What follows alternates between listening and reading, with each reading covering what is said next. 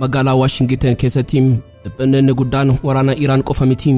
Dhiphinni xumuraam galaa fi gaarreen Kooriyaa Kaabaa keessaa dhufee balbala masaraa White House rukutaa jira. Eeyyen Kiim Jong Un qoosaa hin jiru. Inni qophii waraanaa qofa osoo hin taane dachee Ameerikaa guutummaatti daaraa gochuuf xiyyeeffannoo isaa xumuraa jira. Misaa'elli haaraan Kooriyaa Kaabaa kun ulfaatina guddaa baatee saffisa isaatiin qilleensa tarsaasee dachee Ameerikaa kallattiin waraanuuf humna guutuu qaba. Iccitii Misaa'ela Haaraa Kiim milkaa'inaan yaale kana bal'inaan qabannee jirra. Gama kaniin Iraan diroonii waraanaa isheetiin doonii boba'aa Kuwait ishee guddittii kan buufataa doonii Dubaay keessa dhaabbattee jirtu irratti haleellaa kallattii raawwattee jirti. Bal'ina isaanii dhageessu. Miidiyaaleen Israa'elii fi ogeeyyiin waraanaa Tel Aviv dhugaa dhaafam dhiphina isaanii dhoksuu dadhabanii iccitii sodaachisaa saaxilanii jiru. Eegduu warraaqsaa Iraan inni dadhabeera jedhamee olola irratti oofamaa ture. Dirree waraanaa irratti loltoota qaxalee fi hidhattoota 100,000 waraana marsaa xumuraatiif qopheessee mudhii hidhatee diina isaa eeggachaa jiraachuu isaati. Nutis iccitii humna kanaa bal'inaan ni madaalla. Paarlaamaan Israa'el seera kan dhala namaa suukaneessuu fi seenaa gara jabinaa bifa haaraan barreessu tokko ifatti raggaasisee jira. Seerri kun hidhamtoota Falastiin warra mirgaaf birmadummaa biyya isaaniitiif falman haqaa fi murtoo dhugaa malee guutummaatti fannisuun akka ajjeefaman kan ajajudha. Ulamoonni Islaamaa seera kana dura dhaabbachuuf waamicha jabaa addunyaatiif dabarsanii jiru. Yoga xumuraatti nufaana turtan iccitii bal'aa dhageessu. Qophii keenyaa laayik gochuun jalqabaan affeerraa keenyaa yeroo maraati. Yooyaam ashamaar kafuuniim kabajamtoota dhaggeeffattoota keenyaa kun Oromiyaa 24 Newsdha. Kanneen chaanala YouTube keenyaa Har'a taatan subscribe gochuun maatii keenya ta'aa. Qophiin keenya namoota hedduu bira akka ga'uuf like share gochuun waliif qooduun dagatinaa. Haga xumura qophii keenyaatti turtii gaarii.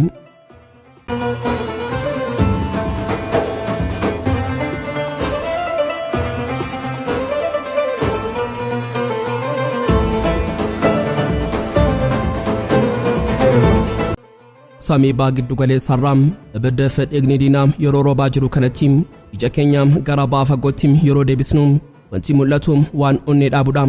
Magaalaa Washington keessatti dhiphinni inni guddaan waraana Iraan qofa miti. Dhiphinni inni xumuraam galaa fi gaarreen Kooriyaa Kaabaa keessaa dhufee balbala masaraa White House rukutaa jira. Eeyyeen Kiim Jong Un qoosaa hin jiru. Inni qophii waraanaa qofa osoo hin taane dachee Ameerikaa guutummaatti daaraa gochuuf xiyyeeffannoo isaa xumuraa jira. Guyyoota muraasa dura oduun addunyaa raase tokko miidiyaalee Kooriyaa Kaabaa ifa ba'e. Mootichi Kooriyaa Kaabaa Kiim Jong Un qaamaan argamee mootorii Misaa'ela isaa kan dhukaasaa fi humna dhiibuu addunyaa irratti hiriyaan qabne yaalchisee jira. Yaaliin kun yaalii idilee miti. Mootoriin haaraan kun humna dhiibuu toonii miliyoona 2.5 qaba. Kun yaalii isa darbee kan toonii miliyoona 1.9 turerraa baay'ee guddaadha. Humna akkasii qabaachuu jechuun Misaa'elli kun ulfaatina guddaa baatee saffisa isaatiin qilleensa tarsaasee dachee Ameerikaa kallattiin waraanuuf humna guutuu qaba jechuudha. Kooriyaan Kaabaa meeshaa ofirraa ittisuurraa gara meeshaa haleellaa dursaatti ceetee jirti. Wanti peentaagoniin akka dhiphatu godhe iccitii teekinooloojii asitti dhufu kanadha. Misaa'elli kun boba'aa dhangala'aa osoo hin taane boba'aa jabaa fayyadama. Seenaa waraanaa keessatti garaagarummaan isaanii dhimma jiraachuu fi du'aati. Misaa'ela boba'aa dhangala'aa qabu dhukaasuuf boba'aa itti guutuuf sa'aatii dheeraa fudhata. Yeroo sana saatalaayitiin Ameerikaa samiirraa argitee xiyyaara itti ergitee osoo inni hin kenne lafatti barbadeessuu dandeessi. Boba'aan jabaan garuu akkuma rasaasaa qawweeti. Rasaasichi duraan guutamee waan ta'uuf Misaa'elicha holqa lafa jalaa yookaan bosona keessaa baasanii daqiiqaa muraasa keessatti qabsiisanii furguqisuu ni danda'ama. Ameerikaan dammaqxee sirna ittisaa ishee hanga qopheessituutti Misaa'elli Kiim samii New York FM Washington gaam. Kuni Kooriyaa Kaabaa dandeettii haleellaa tasaa guutuu of harkaa qabaachuu isheedha. Yoon barbaade ganama obboroodhaan isin dhawamsiisuu nan danda'am jechuu isheeti. Hayyoonni waraanaa warra dhiyaa yeroo ragaa kana qoratan dhugaa dhooftu tokko liqimsanii jiru. Humna dhiibuu toonii miliyoona 2.5 kanaa kan isaan barbaadaniif Misaa'ela tokkoon boombii niwukileeraa baay'ee baachuufi. Teekinooloojiin kun MIRV jedhama. Kana jechuun Misaa'elli tokko lafaa ka'ee erga samii keessa ba'ee booda mataa waraanaa niwukileeraa 4 yookaan 5 bakka adda addaatti furgugisa. Tokko Washington, inni kan New York, inni kan biroon immoo Los Angeles rukuta. Sirni ittisaa Misaa'ela Ameerikaa kanneen akka TIAD fi GMD Misaa'ela baay'ee fi bittinna yeroo tokkotti roobu kana qabu waan hin dandeenyeef burjaaja'anii harka kennu. Kiim Jong Un sirna ittisaa $1 biliyoonaan ijaarame kana tooftaa kanaan lafaan dhoof qawwee isaa guutee eegaa jira.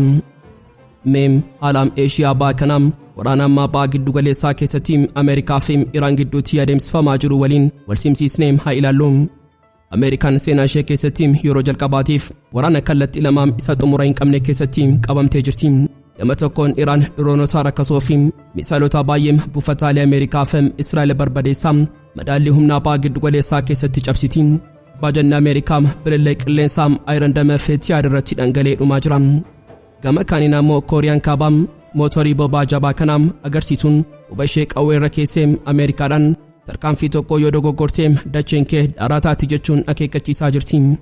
Kiim Jong Un waraana ba'aa giddu galeessaa akka carraatti fayyadamee yeroo xiyyeeffannoo fi xiyyaara Ameerikaa gara Iraanitti qabamee jiru kanatti Ameerikaa guutummaatti balleessuuf uleedhumaa qabatee eegaa jira. Inni akka duraanii doorsisaa qofaaf miti kan meeshaa kana agarsiisu.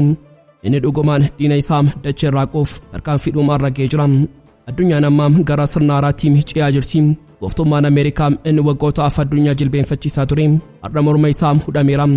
Jawween sibiilaa ba'aa fi leenci ba'aa giddu galeessaa tokko ta'uun teekinooloojii waraanaa ammayyaawaan masaraa Waayit Haawus raasaa jiru. Dhukaasni tokko carraan tokko addunyaa kana sirna Ameerikaan itti mo'amteetti ceesisuuf daqiiqaa qofaam eegaa jira. Guyyaa kaleessaa Kibxataa Bitootessaa 31 2026 wanta addunyaan tadhiiniitaa jettee sodaachaa turte ifatti raawwatamee jira.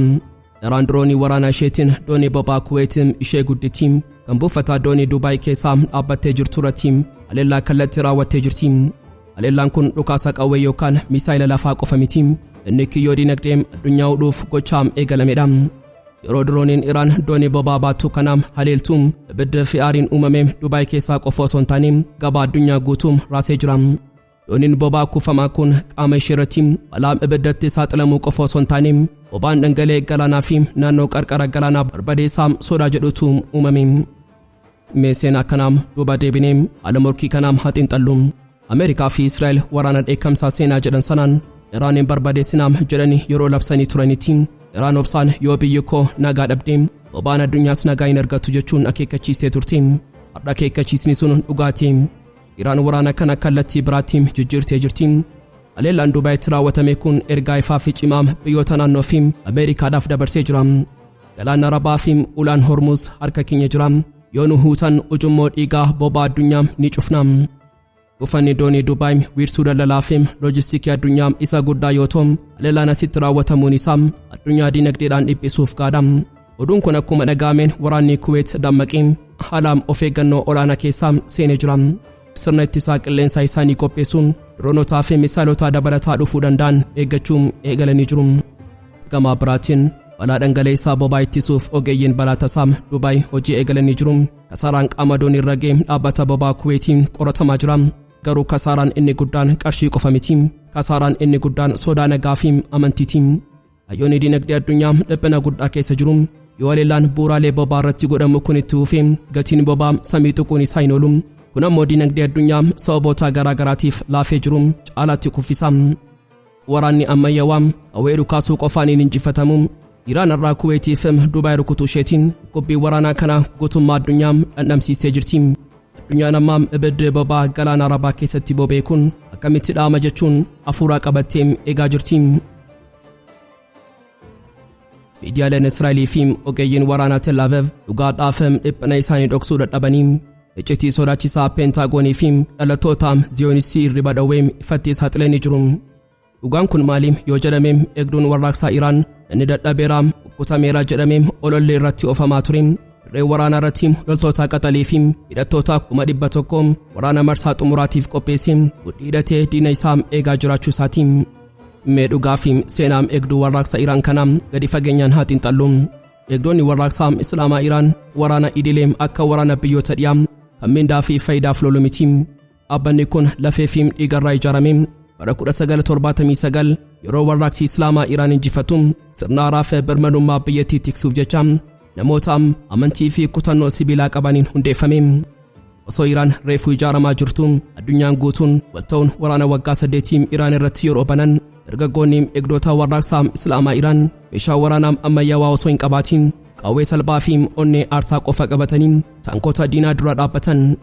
Isaan kana kan gootichi isaanii Jeneraal Qaasim Suleemaanii keessaa biqilee dawarraaqsaa baa giddu galeessaa guutuu keessatti ijaare.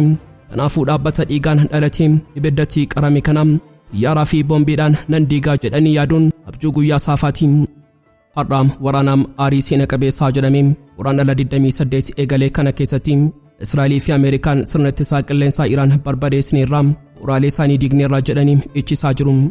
Ministeerri ittisaa Israa'el Kaatiz Iraaniin guutummaatti laamsheessineerra hooggantoota ishee sadarkaa olaanaa ajjeessineerra jechuun labse. Eeyyee diinni hoogganaa olaanaa Ayatollah Ali Khamenei dabalatee gootota hedduu ajjeesuu danda'eera.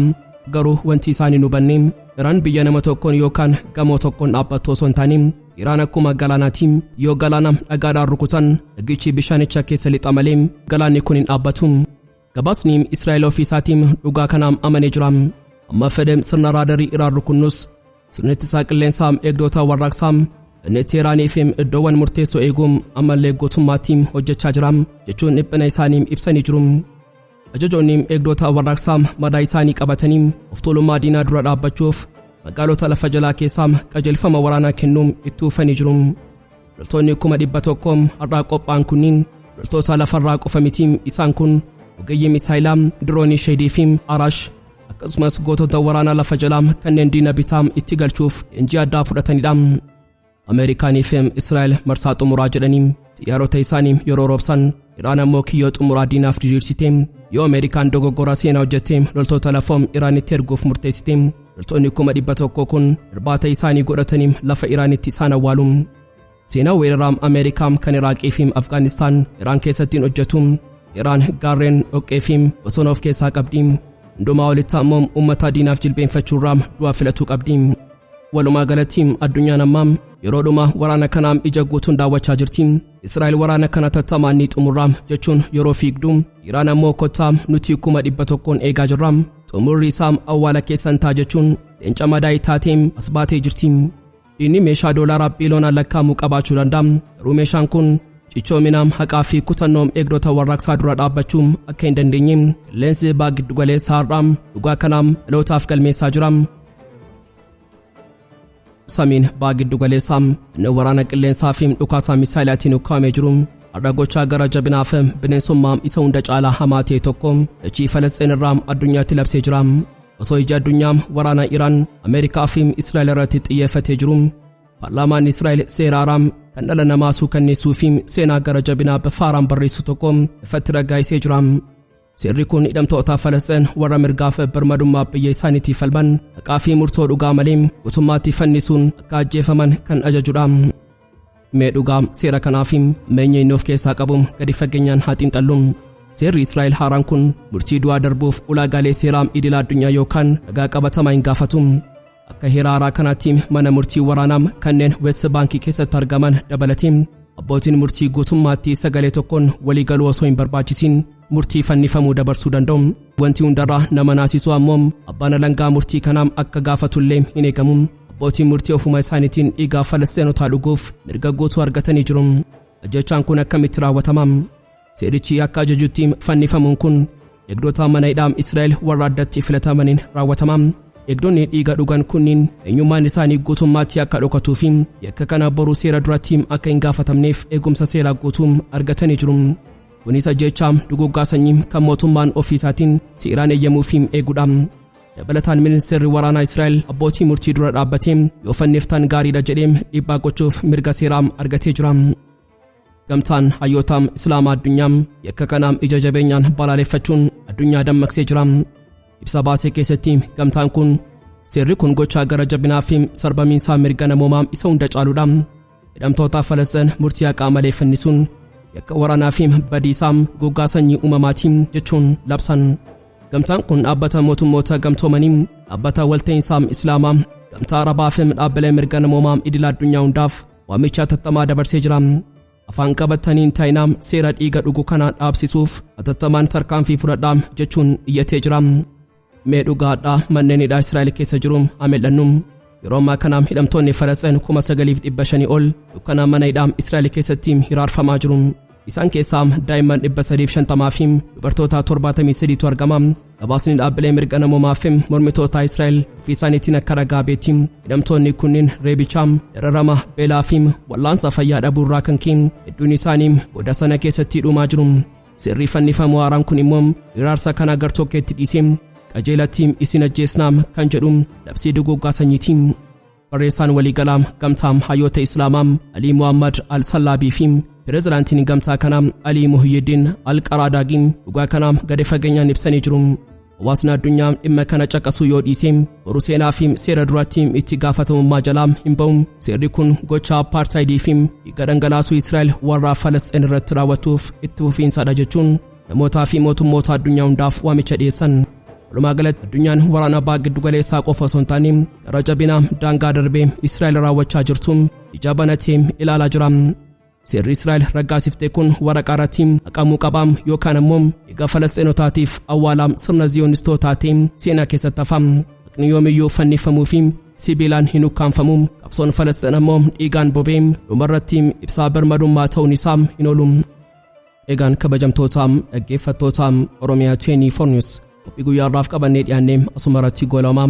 Kanneen chaanala YouTube keenyaa Haaraa taatan subscribe gochuun maatii keenyataa. Qophiin keenya namoota hedduu bira akka ga'uuf like share gochuun waliif qoruun dagatinaa. Xumuraatti waan nu faana turtaniif galatooma.